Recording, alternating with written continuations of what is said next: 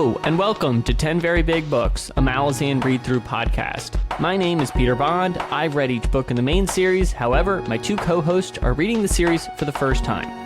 With me today is my friend and closest confidant, India Jones. Hello.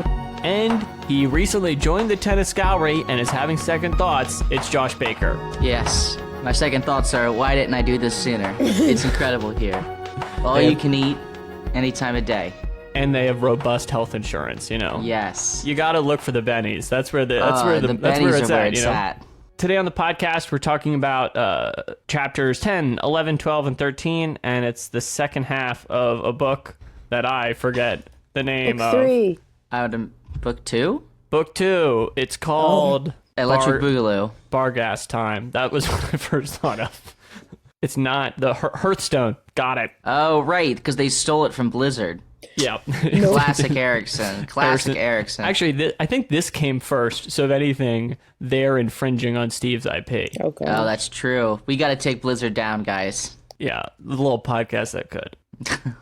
Anywho's, before we started the show, I did want to mention I have a quick corrections section. We received some email clarifying some points that I just wanted to clear up on the show. We were talking about Quickpen being a former priest of Shadow, and you were speaking about how Shadow existed, and it's worthwhile noting that it predates Kellen Ved and Dancer's ascension into the house. Like that whole that high house existed before, and the Warren. And there just wasn't anyone leading it. He just still he still was a priest of just this house that didn't have a leader. Yeah, there was a cult of Shadow, but that clears it up. Thank you. And then additionally, when I was there, I told you we were talking about the prologue again, and I said that the Sister of Cold Nights was not an elder god, and I was mistaken. She is an elder god.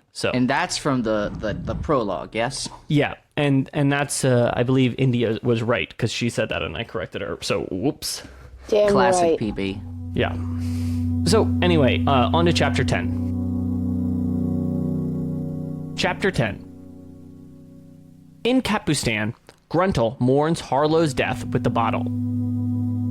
After a week of this, Buke and Gruntle walk the city. It's too late to escape Capustan. The Pannion draw near. Corbel, Broach, and Botchlin have taken up residence in a mansion. A corpse was found near the estate, and Gruntle and Buke agree to try and interrupt and investigate the necromancers. From the city walls, Itkovian sees thousands of soldiers approaching the city. Behind them, even more Tenniscoury. Hetin approaches the Grey Swords and requests an audience with the city's mass council. On their way, Brokelion speaks for the Talani Mass. They will defend the North Gate from Kell Hunters. The Talani Mass have no will to fight the Pannion Domin. In the council hall, Hetin appeals to the 14 priests of the Mass Council. Capustan is built on Bargas land, taken from the Bargas people long ago. Hetin requests this to be recognized, rights to pilgrimage, and the relics from the first family that lay underneath the chamber. After debate, Wrath Queen of Dreams grants Hetin claim, and they begin to excavate the relics. As they dig, Wrath Fenir consults with Carnatus. The Tiger of Summer Trake is dead, yet Wraith Trake is healthy and well. Stony spars with a greysword and tells Gruntle to talk with Karuli. The priests pulled their souls into a warren of an elder god in order to save their lives. The two travel into the city and find Karuli. The priest has made a temple of sorts, building a dream for a dead family. Gruntle apologizes. Karuli gives him a bird to help heal Buke's stomach and warns Gruntle something is going to find him. In the cavern underneath the Mass Council's chamber, they've unearthed 9 canoes, wrapped bodies within. They seem to resemble both Trell, Bargast, and Toblakai. Hetin and Kaffel speak of the T'ist-Ur, and how their ancestors used to battle these gray-skinned people. Itkovian knows them as the Tist-Eater, the children of Shadow. Hetin thinks they must leave the founding spirits for now, and tells the council the Bargast will not save them. Before they leave, Wrath Trake speaks to the Grey Swords, and thinks the coming battle will need 2 Lords of Summer. both Fenrir and Drake, and he will help them investigate the suspicious Wrath Fenrir. There are two storylines in this chapter, one about the Grey Swords and petitioning the Mass Council, but first we catch up with Gruntle as he's recovering and orienting himself within Capustan. India, what did you think about catching up with Gruntle as he talks about Corporal Broach and then checks in with Cruelly? First of all, Erickson did a fantastic job describing his hangover. I've never related to anything in this book more, but...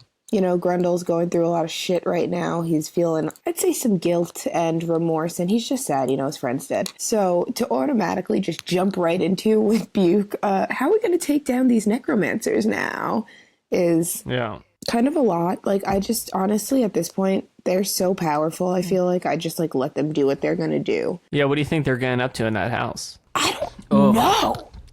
I don't want to know in the slightest. But, like, by the entrails left behind, I want to say it's not too, like, I don't know. I honestly was so annoyed when they saved them, too. Like, I was so angry. But I have no idea what they're up to in that house, honestly. I hope that it's not, I hope it's good. Why would it be good? I don't know. But this book is already just setting me up for so much freaking devastation. Why, though, I guess, it has Buke always been, like, not about, like, what's going on here? Because, like, why now is he trying to stop everything? Well, I think he dedicated himself to kind of snooping it out pretty early on, I think, before they even went to... Oh, that was him and not the other guy? Saltoin. I thought that was that was him. Grundle. No, Harlow is the one who dies. Oh. Yes. And then Buke is like, his like family died, yes, and the he's fire. all sad the about fire. it. The fire, he couldn't save anyone. Yes, got it. Yeah, he's got a bunch of burns on his arm. It's like... These names are pissing me off, honestly. It's really making it hard to follow their storylines. I fully feel you on that. Yeah, so... Josh... Wait, no, I'm not done. Please. So now when we go to Karuli, and... Yeah, what do you think's... What's going on with his vibe? He's got an intense new house. I gotta say, I've never... First of all, I was really disturbed that he chose the house of the murdered family because they have, like, good energy. Whatever. That was buck wild. I'm digging the feng shui of this place. Yeah, this is... And then, like, how casually... Is it Stoney who walks in? And she's like, yeah, the mama dragged her body right here. And then they're, like, joking. Oh, God, I forgot, yeah. I'm like, dude, this is a lot. But... When I'm reading this, that part, I like even wrote in our group chat, I was like, is he good or bad, Karuli? Because I don't remember. Or is it like unknown? And our response was shoulder raise, because it's unclear. I mean, he saved their souls. That's worth something, right? He did. And he also saved the souls of the family in the house, didn't he? Or no? Yeah, he like drifted them into like a dream space. Like, so they could have like cool a peaceful... of him, but also let them just like do whatever they're going to do, you know? Yeah, I still do not at all trust that fool. Me either. And what is the bird that he gave for Buke? Like, what is that little tummy bird? Little tummy. It's little Tums. God love a tummy bird. You know, for indigestion. Okay. Well, you know, I'm interested in... I can tell you very clearly that I have no idea what's to come with this storyline. Well, before we talk about the Grey Swords, Josh, let me ask you, how are you feeling since... Gruntle is unambiguously definitely trapped in this city right now. Mm-hmm. How am I feeling about that? Yeah, like, I feel like I'd be, like, trying to, like a waste of a week getting drunk when you could be not in this city. Do you know what I mean? Yeah, it's, like, thinking about it gives me a tummy ache, and I can only imagine, like, how, like, I can't imagine being in a city that is imminently under siege. Like... it would take all of my discipline to not just like run out the back gate and hope for the best, which I know would get me killed. Yeah, but like absolutely. it's probably what I would want to do. I agree. That's where I'd be at. Mm-hmm. Because like I'm good. I don't need to be here. Yeah. So let me ask you then about the other big storyline this chapter, which I think gets more of the show of it all. And I personally I love it. I love this sequence. The Grey Swords observe the kind of impending army that has surrounded the city, but then they go to the Mass Council and along with Hetton, and we see the Barghast unearthing all this stuff, talking about their history. We learn a lot about their quest here, and Hetton speaks a lot. What did you think of this sequence? I thought it was incredibly cool. I loved everything about it. I feel like okay, all of book one I was always just like, now what's a Barghast? And then Yeah. all of book 2, I was like, What's a now Trell? a Barghast and Trell, same? Different? I don't understand any, right? And so now, like, we're getting all these gigantic reveals about their nature, and I feel very vindicated that, like, it's okay I couldn't know what they were, because everything's a fucking Barghast, and a Barghast is everything. Barghast or Trell, Trell or Barghast, Barghast Yes, or yeah, they're all the Togelkai. same. It's crazy. So I was very happy about that. Interesting. I mean, I don't know. It's just I'm a history nerd, so like getting to see characters learn these huge facts of history just in front of them is really cool to me. I do have a couple questions. That being said, I do want to jump in because I do want to clarify. I do think, from what I understand, I don't think they're all the same race. I think it's like they're like sharing descendant an from ancestry. yes. So yeah, hit me so- with these questions. My question is exclusively about the masked council. Sure. Can you give me like what the fuck are they? They're like here's my understanding. They're a powerful part of the governing body in Capustan, and each mass member represents a god, and they all have a share influence, and you can I'm sure I feel like I have that. Okay. Are they as individuals? Like, are they Warren users? Are they like actually just connected to their god in a tangible way? Like, I don't know. That's what confuses me. Is like, why do they have power other than like tradition? Like, why are these specific people the ones who are on the masked council? Well, I think tradition probably plays a part in it, but my read on it more has to do with that there's probably an individual difference between them. And I think the Rathfanir thing is a good example because you have these Grey Swords who are obviously very closely related to their god, who maybe think that Rathfanir is an Adestrian, isn't that tied to the Boar god? Or, Right. So I think plausibly each one of them could kind of have a different relationship. I don't think it's the same across the board. And then with like Wrath Trake, like Trake isn't yet a god, right? He's like an ascendant. Yeah, he's like an a ascendant, hero? the first hero. Yeah, but he's dead, and like Trake's still like looking beautiful. That's all right. I'm sure that will be important. Trake's later. got great skin. Yeah. All right, Okay. Good talk. good talk. Annie, what did you think of all this? I like Hetton. She's a bad bitch. That's really my I my agree. main thoughts throughout this whole Eden thing. is the definitive bad bitch. So they're digging out these bodies, these corpses in boats. Sure. And they're like, oh, these don't look like Barghast. They look like a combination of three things. Three whatever. Yeah. So, and then they're like, oh, we all have a common ancestor. Yeah. So what? Can you just like tell me why this is relevant? Like, Well, I what think did you think? What did you all just think you were different? Like, really? I think so, and I think that's, I don't know. Fools.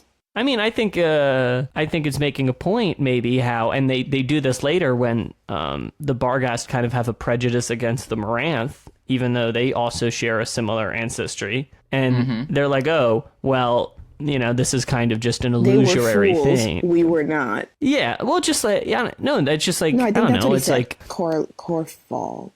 Corful. Yeah. Well, I guess I just mean I think it's like an easy way to show people can just draw lines between each other, even if they share similar ancestry, Yeah. This is disinteresting to me, I think.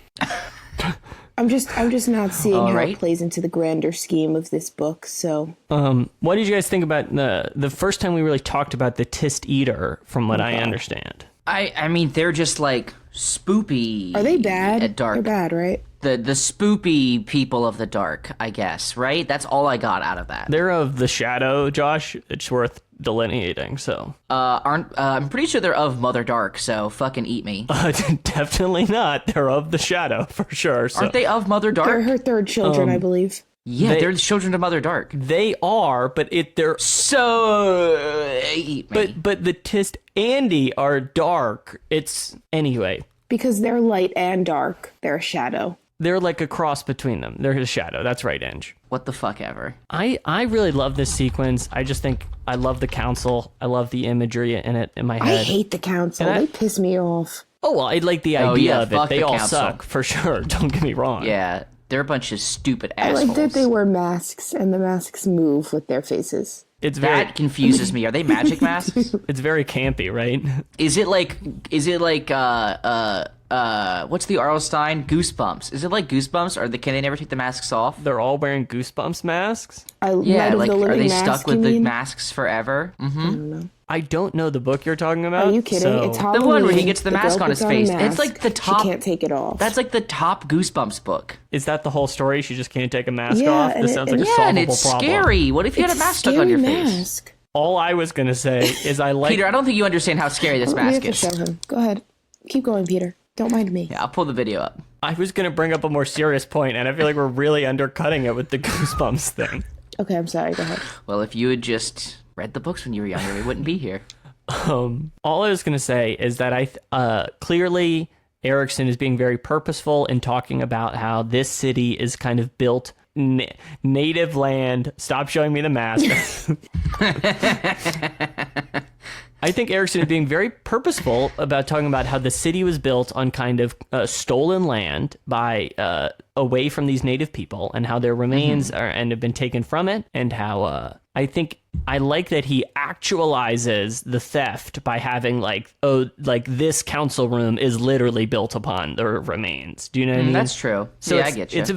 It's another time when which Steve does a lot, where we're like literalizing the metaphor of what, or like the theme of what we're talking about. You know, what I mean? I gotta say, this sounds a lot like a place I live now, America. Huh? Oh, America? Got him, America. I gotta say, that is not a hot take, I feel. That is just I think it's the take. You could almost call it an think it's a objective correct historical statement. Yes. Some might say. So, yeah, you could say so. And I did. That's, yeah. And she did. And I appreciate Steve writing about it. It's an important Hell thing yeah, to talk Steve. about. More power to you. Fuck yeah, Steve. Get it. All right. Shall we move onward? Onward I guess and upward. the only other thing worth mentioning is there's a little suspicion going on with the Rathfenir, and maybe any thoughts about what's going on there, or any thoughts about Rathtrake? I don't trust any of them as far as I could throw them, and I'm not strong, so I couldn't throw them far. Like, they're all shitty. So All they right. were like, they were calling out someone. Who was he calling out? And like, there hasn't been a real one in years. Obviously not you. You're real. Yeah, so Rathfenir, the priest of Fenir, local to Capustan, is like, I think he's claiming to be a destriant of Fenir, and then Destric Carnanas is like actually a destriant, Right. and all these true Fenir diehards are like, okay, well, this dude's like a total bluffer. So they're trying to suss out what the dude's deal is. That's my read on it. Yeah. Okay. Me too. Same read. Same read. It's almost like we read a book that we at the same time. Almost. It's almost like that. Did you want to talk about the Goosebumps mask more? I feel like this is like, like kind of go out on the... The moment's passed. No, we I did think. our Yeah. thing. I just wanted a chance to circle back, but like, it's okay. Thank you for the opportunity, Peter, but we gracefully decline. It felt a little pedantic though, so. I don't know if you use that word right, Josh. Oh, well, that definitely felt pedantic. Wow. Oh, there you go. I'm gonna Google it now. I Chapter forget what pedantic means. I just said a word and I knew as soon as I said it, I was like, that's the wrong word. Chapter 11. The 7 squad awaits Perrin and Quickben near the Barghast range. Picker someone in the Discord said we're their favorite podcast. Yeah, that's crazy, right? I read that too. I was like, have you heard of any good podcasts? I was like, have you heard of other podcasts? Anyway. Chapter 11. The 7 squad awaits Perrin and Quickben near the Barghast range. Picker considers her squad, and Blen suspects their outlawing may be a facade. Mallet returns and speaks of trouble with the healing Warren Denul. Quickben escapes Hood's Warren, however, his others are being saturated with a poison. The Barghast tribes celebrate together. 10,000 have answered to Humbrawl Tower. The Moranth Twist speaks with Perrin, and they see Trot's body tattooed with his people's history. Perrin has visions of the hold of beasts, and notice Twist's ill-touched arm. As morning comes, the clan and the Bridgeburners will witness the duel between Trot's and Humbrawl Tower's youngest son. A corporal tells Perrin they are preparing munitions in case Trot's loses. Perrin tries to stifle this, but his command is poorly received. The duel begins, and the two Barghast trade fierce blows. It continues, but comes to an end when a heavily wounded Trotz disembowels the unnamed son. A healer rushes to his side, and combat almost breaks out between the Barghast and the Bridgeburners. The Barghast spirits will determine the fate of the duel. Leagues away, Quick Ben approaches the 7th squad. He speaks with Picker and the others, and then is pulled by earthen hands into the warren of the first landing. Ancient Barghast spirits speak of being trapped within Capustan. Quick Ben petitions Talamandus to channel Barghast sorcery through Mallet to help save Trotz. Trotz is being stabilized, but it is difficult. Mallet descends on Quarrel and opens up this Barghast warren. It is painful and almost lethal, but it will heal Trotz. Perrin is shocked by the orders he gave, and the soldiers are surprised too. After things settle, Perrin speaks with Humbrol Tower. He wishes Trotz to take his position amongst the Elder Barghast, and Humbrol Tower says another day. Humbrol laments the fracturing of the Barghast and says their people will not march with the Malazans after the Empire waged war against them in the north. Perrin leaves and meets up with Picker and the 7th. Quick Ben, after awaking, thinks he can change Humbrol Tower's mind. Picker's torques burn on her arm again, and along with Blend, the two women watch the Barghast camp fall into revelry. Perrin speaks with Quick Ben about Mallet, the first landing, and the Moranth. Then together, they go to find the victorious Trotz.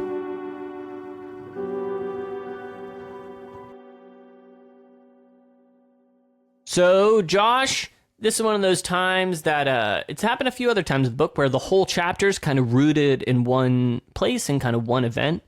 And although we switch back and forth between Ninth Squad and sometimes Quick Ben, it's mostly situated on just the bridge burners with the Barghast. So how did you find, what stood out to you about this chapter?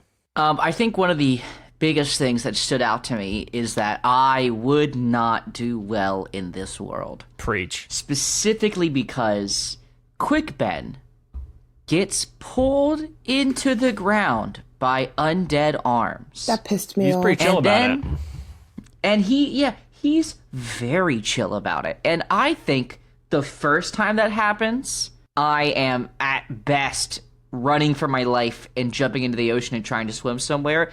And at worst, I'm mentally broken forever. Like, and there is no scenario in which I come out and I'm like, all right, There's just going to keep no continuing scenario. on. You show up in a swampy warren. You're like, oh, what's going on, ghosts? You talk to your stick friend, and you're like, and you start problem solving. No, the whole time I would just be screaming. So that was something.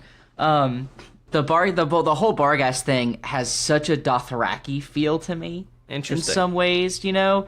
Well, because in the first book of Song of Ice and Fire, which I haven't read, I've just watched the show, but, you know, they, like, have the giant, like, wedding ceremony, and there's Dothraki everywhere just, like, fucking killing each other, and it's like a whole thing. And in this one, it's kind of just like, all right, all these Barghast are just gonna settle blood feuds right now, and, like, you know, there's 10,000, but there'll be, like, several hundred less in the morning when they've just slaughtered each other. It's just crazy. Like, what a wild party that is. It's like boxing. And again, if I was a Barghast, I am going to be subservient to everyone I meet out of fear that they're going to challenge me to a blood duel to the death. So, because I don't think I'm going to win a fight like that. I'm good out here. What were you saying, Ange? Well, I just feel like this whole situation of them like, well, we're all getting ready for the one big fight, so we're all going to do a few pre-fights just to... Just a little warm up. Yeah, exactly. Yeah. It's just a lot. So weird. Why do they all think, like, okay, so they get there and Whiskey, or Perrin, I think, is like, I'm not going to stop you guys from, like, you know, doing what you're going to do here and doing what the people do here, because we'll probably all die tomorrow anyway. Now, they think that the Barghast people are going to kill them. Yeah, they're all like, they're very suspicious, and that's, which, you know, only makes the Barghast suspicious too. Why did they go there again? Because they wanted to, like, pick them up as allies before they went south. So they thought doing that by using Trotz to kill the king's son would be the best idea to make him the king, Yes. and that would be that. Let's murder this boy, and then everyone that he's related to will follow us. Yo, Whiskey Jack, was I their got a great general plan. Let's roll Yeah. up into the range, kill the kid, kill a kid, and then everyone's gonna be super stoked on us. Disembowel a child publicly. Oh, yeah. I mean, really just get in there. Okay. All right. And then it becomes kind of known that when he talks with the king person after they kill his son, that he really doesn't have that much power right now. Like, his pull is just kind of... They like complete they win, but then it's like, oh well, there's like 8 tribes. We Yeah. can't. He's like, I can't really... Plus, everyone hates you. Yeah. That is fun. Okay. Just making sure I understood that right. Yeah. That was really... I really actually liked that part of the book. The ending. Something I too really like this chapter, and I think what stood out to me is like, well, to be frank, sometimes there's like fighting that I know there's stakes to, and there's like, this is building somewhere, and these are moments that really matter because obviously I read the book. But then other times there's these fights where like, okay, like I know we're just kind of in a melee, and there's something's gonna happen, but it's not like the biggest thing. So I was coming to this chapter, and I forgot a lot of it, and this fight was coming out. I was like, okay, I kind of knew where we were going. But then I guess I forgot how much of it was almost like the duel's over pretty quick, and then most of the chapter is almost dedicated to like, let's try and heal him. And it becomes like a crisis of, can we heal our wounded warrior, which I think is such a more interesting way for the chapter to steer into than just like to really focus on a duel that, like, I don't know. I was feeling, trots is trots, and like the other contestant doesn't get a name, so I feel like I knew where we were going, So I don't know. I kind of appreciated the kind of strange shape the chapter has. But And then another thing I like, this chapter is actually really good. And I gotta say, for the first time ever, like literally ever, I enjoyed the whole thing that I read. Like the whole, all 4 chapters. Big day. Wow. Yeah. Huge. Like, I actually sat down and read 3 chapters all at once. So that was like crazy for me. Damn. But anyway, all that to say, I want to talk about also Perrin and his like internal crisis that he was having when he told Mallet or whoever he told, okay, yeah, you're going to have to kill yourself if that's what it takes to heal Trot. Yeah, he was like, you got to do it, Mallet. Yeah, that was brutal. Yeah, and Mallet was like, well, I'll die, but I'll do it if it's for you and the team. And he's like, okay, yeah, bye. And then he's just like, God damn, these people are crazy. Like, Mallet's like clearly being like, okay, just so you know, I'll die. And he's like, yep, that's what I'm saying. Perrin's not picking up on the body language. Yeah. Yeah, he's like, I don't want to die. Tell me I don't have to do this. Are you sure this is what you want? I'll give you a third chance. Are you very, very sure? So just to reiterate, I will die. Okay, so now let's talk about quickly. He goes into the healing Warren thing. Who? Mallet. Yeah, Mallet channels the Barghast Warren through. So why does it start Talamandas. ripping him apart? And then those spirits are whispering like, no, we'll take care of you. You're okay. So I think I got this. So we haven't even touched on this yet, but we are slowly learning that the Warrens are the arteries of Kroll, Yeah, or just like part of Kroll. Let's talk a little bit about it, since it's like kind of, we learn a lot about in these 4 chapters, Yes. how troubled the Warrens are. So, okay, so I think I've got it. Okay, so we have Kroll, one of the Elder Gods, and he creates Warrens at some point, or Warrens begin existing at some point, and they are part of him, and it's a way for him to give power to, like, humanity. This is all good. Okay, good. So people don't actually know that until very, very recently. Well, maybe some people do, but most people do not know that. And now key players are learning that they are actually like channeling power through an Elder God's body. Lady Envy. Yes. Yeah, Lady Envy speaks with found that Kroll out. Yes, about you're right. So then, the crippled god, his current plan is he is infecting these Warrens, and I guess he's probably infecting the Warrens by infecting Kroll, although I don't think understand exactly how it's happening just yet. I think the Warren of Chaos isn't, like, I think Chaos Yes, that's right. Chaos is kind of leaking in. And what we know is that, because he tells somebody, I can't remember who, but what we learn is that his goal is not to destroy Warrens. It is to basically overwhelm them, I think, so that he can make slight changes. And then, like, when the Warrens are back to normal, they are altered in a way that the crippled god wants, I think, is kind of what was being hinted at. But I'm not really positive on that. But so because they're currently being affected by chaos, like, almost anyone that uses Warrens just can't use them right now, which is really bad, obviously. So that's what I got. Yeah, I would say that's mostly correct. Some of that middle stuff I'm not going to sign on to, but definitely like big picture, that's like what's happening, you know. Cool. So then who were the little spirits in there that were like, that put his ass back together? Oh, those were the Barghast spirits. Yeah, they were the Barghast spirits who were like helping out kind of on Quick Why Ben's are behalf. they in there? Because he was channeling the Barghast Warren, and like they had just talked to Quick Ben, so like because Quick Ben saved Telemandus, so then they were like, Okay. yeah, So you're telling me they dragged Quick Ben underground sure, in a totally different location yeah, and well they dragged him spirits. into the Warren from standing up. Yeah, outside. Yeah. So they just pulled him in. Yeah, they're like, "What's up?" Ding, ding, ding. It's your friends. It was like a phone call. Yeah. Got it. Okay, makes sense. Understood. They dragged him into a warren. Understood. Yeah. Yeah. All right. That's it.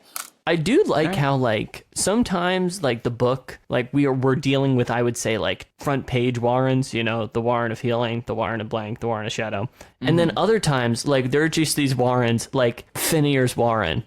Not like the biggest league Warren, or like I honestly did not know this first landing thing existed, was a Warren, totally forgot it, you know, but like I guess this is a Warren too, you know, just sometimes there are these little itsy bitsy niche Warrens that you gotta appreciate. I do. I do. I 3. Anyway, the next chapter's a little short one.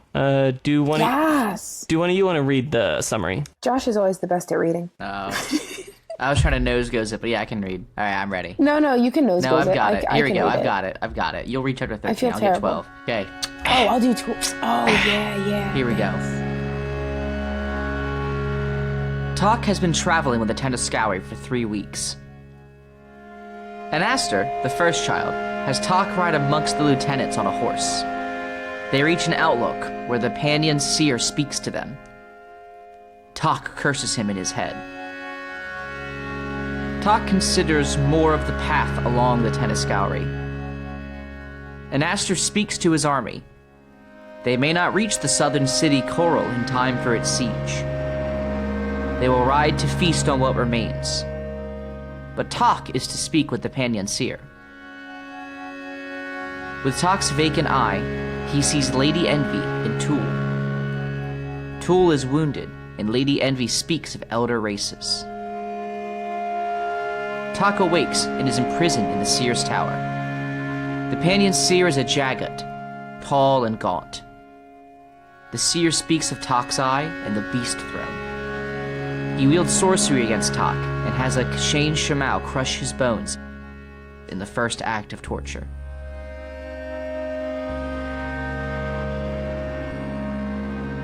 That was so bad. Yeah, I feel so bad for our boy Talk. That was so I got a feeling it ain't gonna be the last time he gets tortured the shit out of. I like literally don't even want to read it anymore for him. I want to cancel his book out. I might just like hope Peter covers it pretty well in the podcast.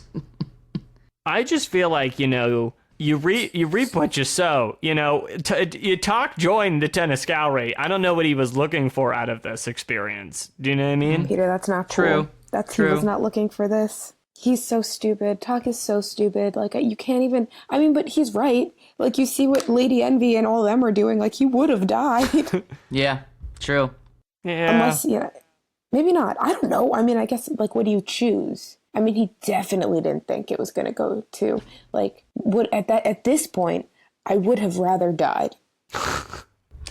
Yeah, this is not going to end well at all for our boy, so... I mean, I personally have never had all of my bones smashed, magically healed, and then smashed again by a giant dinosaur. So, you know... Like, slowly healed, so you don't lose your mind. Everyone pause the fuck up right now. Okay, I did not understand until the Discord was in my life that the Kashane Shamau are gigantic dinosaurs. Like, what the fuck? There's different drawings of them, but yeah, they definitely are pretty beefy. They're beefy boys. Yeah, When but I like thought of them, some of them though, have I didn't dinosaurs think with of that. sword arms. I don't know. In my mind, they come in different sizes. So I think some of them are more Velociraptor sized, and then some are bigger, like I don't know. full Jurassic Park sized. I thought that they walked like up straight. Like I didn't see them as a curved body. I they're just like saw them as, straight lizards. yeah, they're total. They they might have a little arch to them, but they're not like completely half bent, Interesting. like the T-Rex. They didn't look like that to me. I definitely always imagined them as, I just kind of imagine them more like car sized. Do you know what I mean? Just kind of like tiny little, like a Mini Cooper sized raptor. Oh, that's it? Oh, I definitely thought them as bigger than that because, like, I'd kind of laugh at that if I saw it, even. A little Mini Cooper. I don't think I would laugh at if it was an undead dinosaur with Yeah, I don't sword care. I don't arms. care what So- size an undead I might dinosaur go is. I'm and not give it a laughing little at hug. it. Little pet. That's a classic Jurassic Park mistake, Inch. Yes, it is. To be honest, You're one of the park visitors who die. So yeah, now that I think of it, I think Talk is also getting a little hug, so.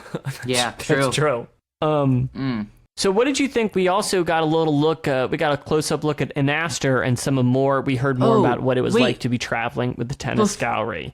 Are we going to return? Disgusted. Sorry, are we going to return to the Pannion Seer, or should I have a comment on that now? Comment away. Is the Pannion Seer like somewhere related to the shit that happened in the prologue? You know, with there's like that tear, and they say that they're going to be there eternally tortured forever. And I was wondering if that's kind of what's happening to Talk right now. I don't know. I was very curious I about all agree that with stuff. that, especially because... And then this dude's a jaghut in like a child's body. Yeah, I don't know. And I'm wondering, like, the little kids... Is it the current... Like, is this the little kid that got murdered, thrown into that fucking tear? I think it is. I think it is. You know so okay, this is a crazy thing that I'm going to throw out here. So, Do it. What's up? Hit it. so there are those two children. There's a girl and a boy. Did Yes. they have names? They're unnamed in the prologue. I just feel like there's one of them is that one, and then the other one is out there somewhere doing things. Or still in the tear, Maybe one escaped. I think one escaped. Yeah, I think this guy escaped, and I think the other one is not. I think the other one's still there. Did he escape though? Because he said you're going to replace me. That's what see, yes, the replace me, that's what got me there. That was like, I don't know. Peter, Okay, can I'm you glad we're on the confirm or same page, deny idiot. that these twins are still Peter, I'm relevant? clicking on your square in Google Hangouts. Blink twice if we're right.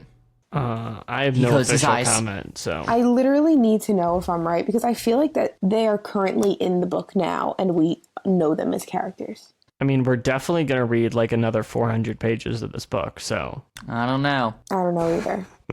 Because then he's like, when he's talking, I'll bring it up in the next chapter because it's about the next chapter. do you want to read the summary for that chapter? Are we done with this one already? I mean, you could talk about what else what are you going to say? I mean, there is an Aster, and that dude fucking sucks. Yeah, we didn't talk about that at all. Or the walk, or the crazy, food, or that they're not going to go to crazy Capustan. They're going to somewhere else first. They're going to Coral. It's another city in the south. Yeah, they're going to Coral. Crazy to me that what's it called? Fuck, that Talk hasn't eaten a human yet. Like, go Talk. He's crushing it. He's crushing it. He's also describes as like the mad malnourished body. So like, Yes. Do you think that they cook the bodies? Because I mean, if it's cooked, I'd probably eat it. you want to do it? You want to just do raw? I wouldn't do raw, no, but cooked. If I was hungry enough, wouldn't you? I'd eat a human. If it was like that or death, would you really rather die? I don't even know how close to death I'd have to be, Nice try. This hasn't been elaborate police sting. I'm letting you, Josh. He got us. This has been a long con. We've been friends for years just to try to get you to say you'd eat a human. We knew Almost it. stepped right into that one. You got me. Yeah, definitely. I would never eat a human. Eat a human? Ew. Never. I guess we didn't talk about it, but man, there's a lot of soldiers at Capustan. And the Kachain Shamal and the Talana Mass. We didn't talk about the whole military situation at all. Because it's a moot point. They're going to die. So, I don't know. Like, they're not going to die because, like, it's fucking a book, what? so they have to not die. But, like, we gotta wait for the Deus Ex Machina to show up and be like, we're gonna save the day. Which I guess is the multiple armies that we know are heading there. So I guess they just have to hold out for a couple pushes and then they're fine. Yeah, but they talk about that they think they're like 6 weeks away, so they would just have to live for 6 weeks. Yeah. That's easy. It's casual. I don't know. I don't know if 6 weeks sounds like a lot when you have like starving people ready to murder you. Yeah. It's not going to go well. Destroy you. It's, oh my God. And then whatever. Anaster? How do you guys say it? Anaster. I don't say anything. I just kind of skip over it. Hey, do you guys have internal monologues? Did you guys know that some people don't have internal monologues? Are they like when they read books, they don't actually think the word in their head. They just, internalize it. I flip back and forth between the two. Sometimes I vocalize every word in my head. Are you really? Yes. That sounds like a kind of like a psychopath tendency. What does that mean? I don't know. Like I just have a voice that reads the book to me. No, not you. No, the opposite Okay. one. To not have a voice in your head. Yeah, Okay, right? well, That's crazy. I don't really hear a voice, and I don't really picture anything either. I kind of just like... You're one of them. You can't like draw an image in your mind's eye. If I told you to draw a circle in your head, could you? You definitely have a mind. No, I can, but when I'm reading the book, I don't imagine all the characters. Like I don't every imagine kind of, them. What? Actually, it's kind of like a movie in my head. Yeah, you gotta imagine them all. I don't really. I mean, they're there, but it's kind of like blurry. It's not like people have faces. Well, I don't really use the way they describe them because I usually skip those parts. So they just look however I want them to look. Everyone looks like Jennifer Aniston. I don't know why I chose Janiston. No, I don't. No, dude, we know you're a Jan head. To It's the okay. Western way of beauty. I know it was such a bad choice. Pete's such a Jan fan. He's always talking about her. Damn, Peter's embarrassed now. I'm man, embarrassed. found I his so secret. regret the Janiston pick. I could have picked literally anyone else. You could have. Oh, this has been a good one. I enjoyed that. Definitely. This is a winner. Peter is chagrined. All right. Chapter 13. The Rivy walk alongside One Arm's host. Silver Fox is a grown woman, and the Mime sees visions of death. Whiskey Jack tries to comfort her, speaking of fears and projection. Whiskey Jack speaks with Dujek, Krupp, and Korlat about the bridge burners, the Barghast, and Capustan. He goes to find Silver Fox, but not before Dujek offends Krupp. Whiskey Jack speaks with soldiers guarding Silver Fox, then with the woman herself. Silver Fox speaks to the similarities between the two, and the Trigal Trade Guild appears.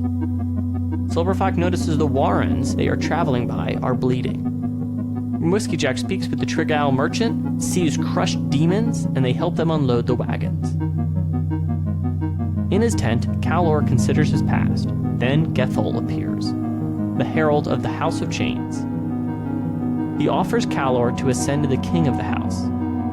Gethel speaks of the poison of the Warren, his brother Gothos, and says the crippled god will make Silver Fox vulnerable if the High King reveals where Moonspawn has moved to. Outside, Whiskey Jack and Korlat speak of the poisoned Warrens and the many forces in the host. They speak of their people's past battles in the Black Dog Forest, and honor between them. Korlat wants them to be lovers. They speak of what this means for Atist Andy, and then they go to her tent. In her dream, the Mime is carried by an undead dragon gently off a cliff. She finds her young body again, only to awake to reality, seething in hatred.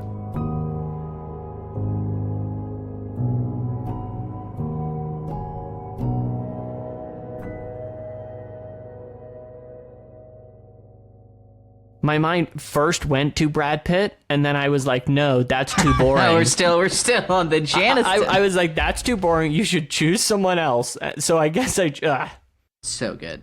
So good. So we're with One Arms host again, and India. We catch up with Whiskey Jack, and he has a whole conversation with Silver Fox. He ends his section going to bed with Corlat. How did you feel about catching up? That was incredible. That's the only thing I care about. Oh yeah.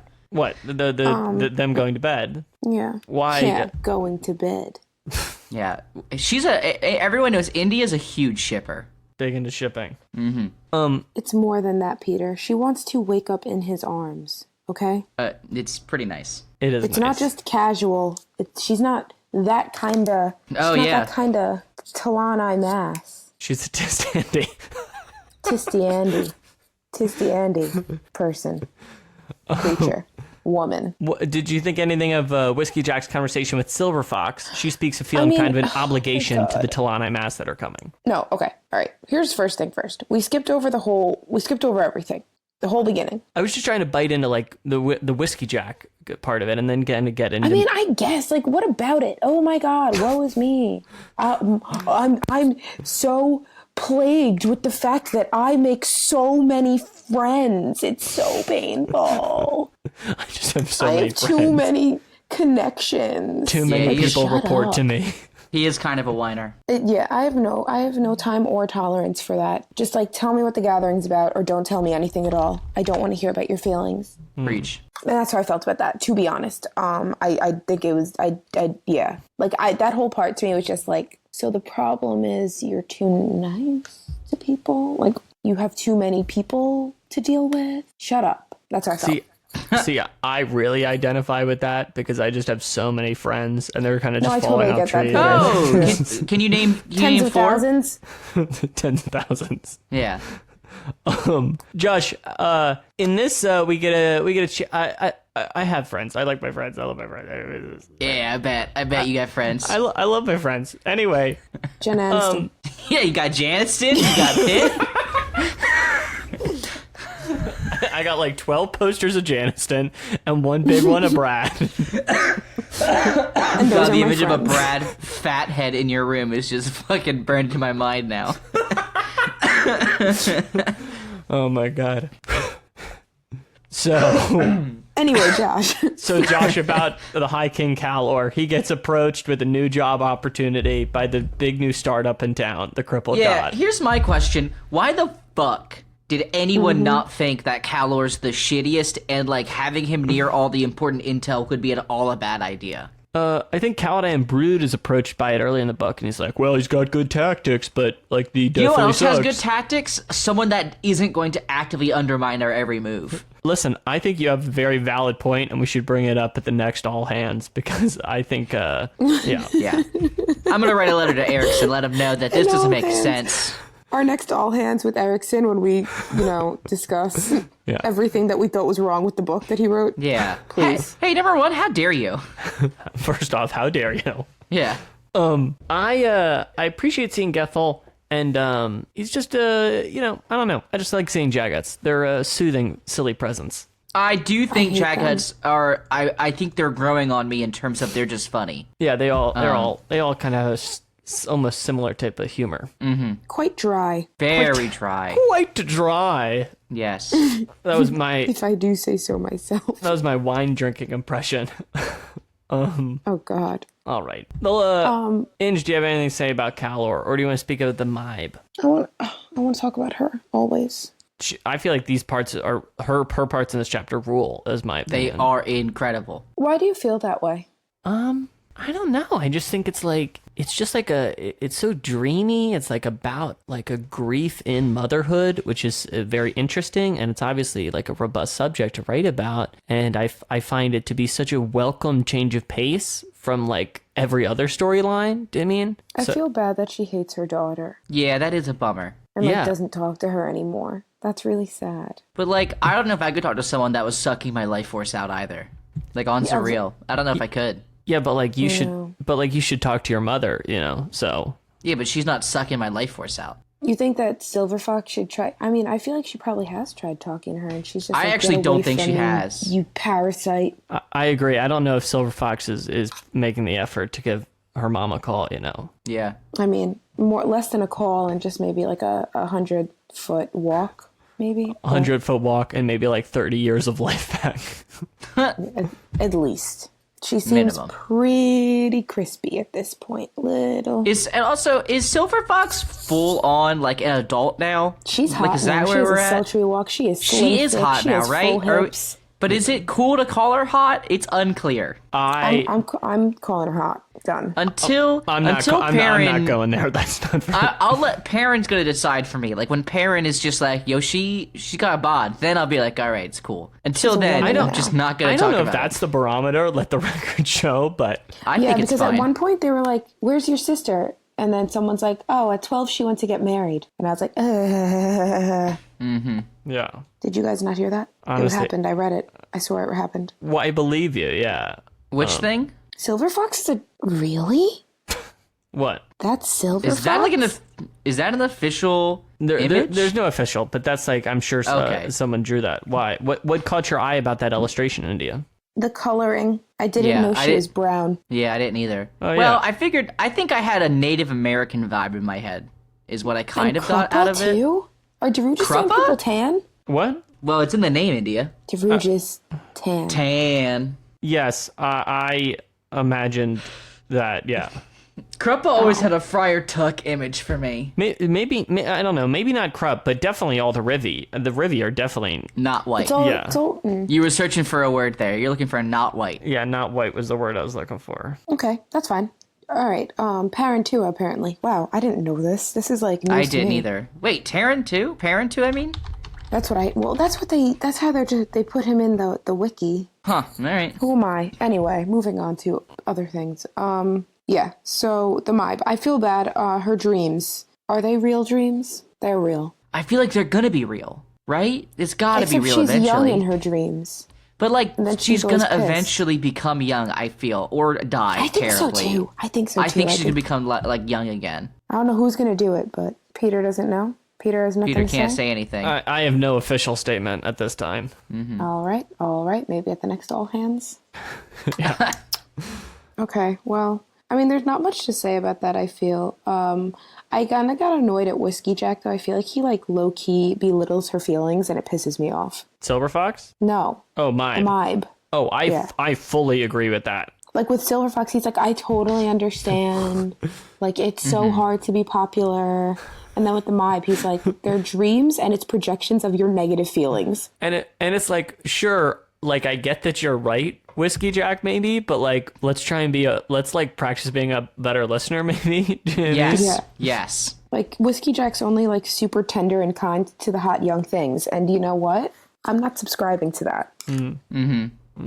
Well, everything's in motion, you know. They're heading south. Talk's in trouble, and Capustan's surrounded. You know, we're building up. You know. Yeah, and also the people that came from the Bloody Warrens. Oh, the Trigal Trade Guild. Yeah. What the fuck yeah. was that about? This And was you know, if- Crazy. The amount of horse death that I experience while reading these books is like truly soul crushing. In excruciating detail every time. They came out in a burst of fire. Then they were engulfed by flames. They were screaming. Then they were husks. It's just like, can they just somehow be magically untouched every time? Well, I got bad news because I feel like we're only more conflict is coming in this book. Do you know what I mean? So Nothing was Yeah. worse though than when the freaking lizard people. they pulled apart the change them all. Oh my god, no. When they sliced the hooves off the horse. Oh, Yeah. brutal, yeah. Horrifying. But yeah, so anyway, back to that situation. The Warrens are bleeding. The Warrens are bleeding, and we touched on this earlier with all the Krull stuff. Yeah, but it's still like, what happens now? Can they not go back in? Are they now stuck with them? Did they bring the supplies? I think they did bring the supplies, or am I mistaken? They had four like things for. Yeah, I know Truck they were things. late, but I believe they showed up and delivered. Now, are they stuck with them, or can they go back through their bloody warren with fire? From my They said... go ahead. from my understanding, the demons were trying to catch a ride, so to speak, because the Warrens are so poisoned. So they were kind of smashed on and their the way hand out. was stuck. Yeah. The hand is stuck on the wheel until it dries off. All right. anything else to say, or should we kind of wrap up the show for this week? I think that's about all we got. I really think we've hit everything. Yes. Not a stone left unturned. Well, before we wrap up, let's do a quick little check-in, because we're halfway through the book. How are you all feeling? Confident. Easily the best book so far of the series. Hard no agree. doubts. Yeah. Well, I'm glad you're having a good time. I look forward to finishing it. Same. As always, we'd love to hear from you. We mentioned we have a Facebook group and a Discord now, so check those out. We're at 10 Very Big Books on Twitter and Gmail. Let us know what you think of the show and send us a correction if you have one. And then before we head into Capustan, India, what do you think is going to happen in the second half of this book? I think that Talk is going to continue to get tortured. No, that's not a good prediction. I'm just kidding. That's a weak prediction. I agree with that. Okay. I think... Wait! Oh my god. I want to know where Lady Envy is going and what she's doing. Tools along with them. Yeah, I think that they are going to end up in Capustan, and they're going to save the day. And Josh, a prediction from you for the second half of the book? I feel like they're going to attack Capustan very quickly, and it's going to be... I don't even know how they're going to survive. I mean, I guess it's going to be by the skin of their teeth constantly for the next several chapters. So, well, I guess we'll find out. Mm-hmm. All right. Bye. I should have just taken your bye. I should have said, thanks for the predictions, and we'll talk to you soon. God damn it. Peter, that's not an ending. Who will you talk to soon? Me and Josh? I don't know. Or the I don't audience? know. Let's just hope AJ fades us all out. No. Into our Sometimes oblivion. he does that. I got it. It's gonna be good. Well, thanks for those predictions, Josh and India. I'll talk to you soon. Bye, guys. Yep, fade us out, AJ. All right, I'm hitting stop of the recording. Bye. So.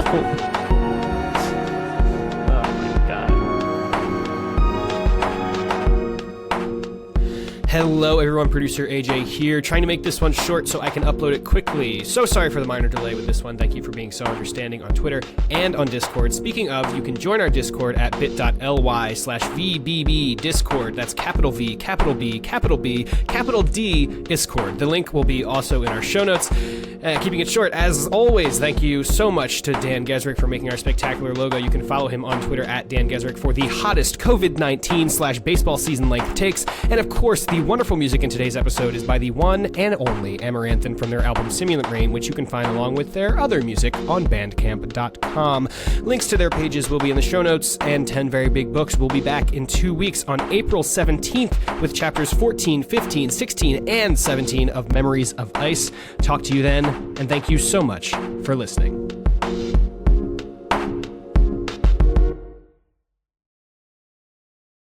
How do people get tempeh that crispy? That's the Just- question. We are making a podcast. Listen, Peter, you said that you wanted more content, and that's what we're giving you here. I don't think when people are like, you should have longer shows, they meant we should include Peter trying to wrangle them into... Josh, I'm on the website now, too.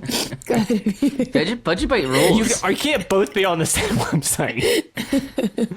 This is where I get all my recipe ideas. Beth rules. She's the one that runs the So there are blog. 2 storylines in chapter 10.